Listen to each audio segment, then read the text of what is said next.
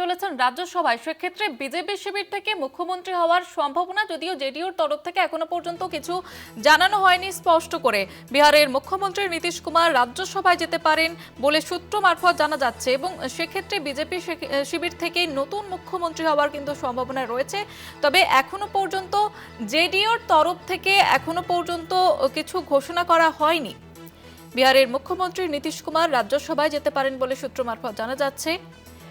তবে এখনো পর্যন্ত কিন্তু বিজেপি শিবিরের তরফ থেকে মুখ্যমন্ত্রী হওয়ার সম্ভাবনা রয়েছে। সেক্ষেত্রে জেডিইউ তরফ থেকে এখনো এই বিষয়ে কিছু ঘোষণা করা হয়নি। তবে ঠিক কি সিদ্ধান্ত নেওয়া হয়, জেডিইউ তরফ থেকে কি সিদ্ধান্ত নেওয়া হয়, সেদিকে কিন্তু তাকিয়ে রয়েছে। তার পাশাপাশি মুখ্যমন্ত্রী নীতিশ কুমার তিনি রাজ্যসভায় যদি যান এবং সেক্ষেত্রে বিজেপি শিবির থেকে যদি নতুন মুখ্যমন্ত্রী হওয়ার সম্ভাবনা থাকে, তাহলে উপমুখ্যমন্ত্রী কে হতে পারেন সেই বিষয়ে প্রশ্ন উঠছে। এবং বিহারের যে রাজনীতি সেই দিকেই কিন্তু আমাদের নজর রয়েছে, কারণ বিহারের মুখ্যমন্ত্রী নীতিশ কুমার তিনি এবার রাজ্যসভায় যেতে পারেন বলে সূত্র মারফত কিন্তু জানা যাচ্ছে।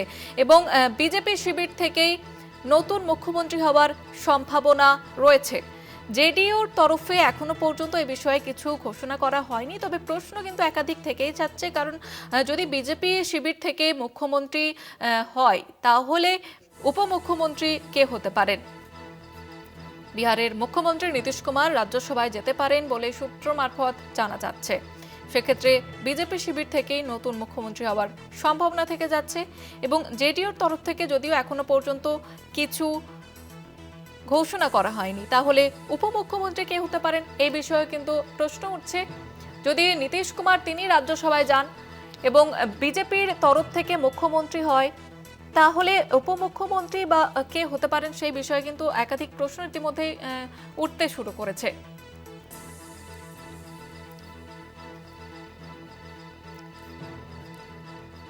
বিহারের মুখ্যমন্ত্রী নীতিশ কুমার তিনি রাজ্যসভায় যেতে পারেন এমনটাই জানা যাচ্ছে। তবে জেডিইউর তরফ থেকে এখনো পর্যন্ত পুরোপুরিভাবে কিছু ঘোষণা করা হয়নি। তবে সূত্র মারফত যেমনটা জানা যাচ্ছে যে নীতিশ কুমার তিনি রাজ্যসভায় যেতে পারেন, এবং সেক্ষেত্রে বিহারের মুখ্যমন্ত্রী কে হবেন, বিজেপি যেমনটা জানা যাচ্ছে যে সূত্র মারফত জানা যাচ্ছে যে বিজেপি থেকেই কিন্তু এই বিহারের মুখ্যমন্ত্রীর মুখ ঘোষণা হতে পারে, সেই সম্ভাবনা একটা রয়েছে। তবে জেডিইউ তরফ থেকে এখনো পর্যন্ত কিছু ঘোষণা করা হয়নি। তার পাশাপাশি একাধিক প্রশ্ন রয়ে যাচ্ছে যে তাহলে উপমুখ্যমন্ত্রী কে হতে চলেছেন। নীতিশ কুমার যদি রাজ্যসভায় যায়, তাহলে বিজেপি শিবির থেকে নতুন মুখ্যমন্ত্রী হওয়ার সম্ভাবনা রয়েছে। আমাদের মুখ্য রাজনৈতিক বিশ্লেষক জয়ন্ত ঘোষাল রয়েছেন আমাদের সঙ্গে এই মুহূর্তে টেলিফোন লাইনে। এই জয়ন্তদা, যদি বিহারের মুখ্যমন্ত্রী নীতিশ কুমার রাজ্যসভায় যান, তাহলে সেক্ষেত্রে সূত্র মারফত যেমনটা জানা যাচ্ছে যে বিজেপি থেকেই নতুন মুখ্যমন্ত্রী হওয়ার সম্ভাবনা রয়েছে, তাহলে উপমুখ্যমন্ত্রী কে হতে পারেন? এবং তার পাশাপাশি বিহারের যে সমীকরণ সেটাও তো বদলে যাচ্ছে। প্রথম কথা হচ্ছে যে নীতিশ কুমারকে রাজ্যসভায় পাঠানোর পরিকল্পনাটা এবারের বিধানসভা নির্বাচনের আগেই বিজেপির মানে একটা স্ক্রিপ্ট, একটা পরিকল্পনা ছিল। তার কারণ বিজেপি চেয়েছিল যে এবারেই বিহারে যদি জিতে যায় এনডিএ, সেক্ষেত্রে বিজেপির সংখ্যাটা যদি জেডিইউ এর থেকে বেশি করা যায়, যে চেষ্টাটা বিজেপি আপ্রাণ করেছিল কিন্তু সফল হয়নি, তাহলে বিজেপির মুখ্যমন্ত্রী হয়ে যাবে। এবং বিজেপির মুখ্যমন্ত্রী হলে, কেননা নীতিশ কুমারের সমস্যা হচ্ছে নীতিশ কুমার শারীরিকভাবে খুব অসুস্থ, তার চিকিৎসা চলছে এবং আগের থেকে হয়তো একটু উন্নতি হয়েছে, কিন্তু অনেক সময় স্মৃতিভ্রংশ হচ্ছিল কথাবার্তা বলতে গিয়ে। নরেন্দ্র মোদীর সঙ্গেও তিনি যে সময় যে ধরনের আচরণ করেছেন, এমনকি ক্যামেরাতেও যে ধরনের ফুটেজ, কখনো পায়ে হাত দিয়ে প্রণাম করে ফেলছেন কাউকে যে হয়তো বয়সের ছোট তার থেকে, তাকেই প্রণাম করে ফেলছেন, এরকম বহু ঘটনা ঘটেছিল। এখন নীতিশ কুমারকে কিন্তু এবারের ভোটে নীতিশ কুমার যে 10,000 টাকা দেওয়ার যে ঘোষণাটা এবং মেয়েদের যে ভোট ব্যাংকটা পেল, এবং তারপর কিন্তু বিজেপির পক্ষেও নীতিশ কুমারকে মুখ্যমন্ত্রী না করার মতো ঝুঁকি নেওয়া সেটা করতে পারেনি। এবং সেই কারণে বিজেপি ভেবেছিল যে যদি নীতিশ কুমার যদি কোনো রকম ভাবে বিদ্রোহ করে, ঝামেলা করে, তাহলে জেডিইউ কে ভেঙে দেওয়ারও একটা পরিকল্পনা হয়েছিল। এবং যারা নীতিশ কুমারের ঘনিষ্ঠ, সেটা মানে ললন সিং কিংবা সঞ্জয় ঝা, তারা নীতিশ কুমারের লোক, কিন্তু বিজেপি তাদের সাথে ঘনিষ্ঠতা রেখে এমন কথাও ভেবেছিল যে তাদের কাউকে একটা মুখ্যমন্ত্রী করে দিয়ে জেডিইউ কে দরকার হলে ভেঙে দেবে, দিয়ে বিজেপির একটা আগ্রাসী মনোভাব নিয়ে অনেকটা মহারাষ্ট্রের স্টাইলে যেভাবে শিবসেনা ভেঙেছে, এনসিপি ভেঙেছে, তো বিজেপি একটা মানে ওই অপারেশন লোটাস একটা বিহারে করা হবে। কিন্তু শেষ পর্যন্ত সেটা কিন্তু নীতিশ কুমারের যে জনপ্রিয়তাটা এবং যে ধরনের পপুলিজমের যে ঘোষণা, তাতে কিন্তু নীতিশ কুমার কিন্তু দেখিয়ে দিয়েছে যে এখনো তিনি রাজনীতি কিছু কম বোঝেন না।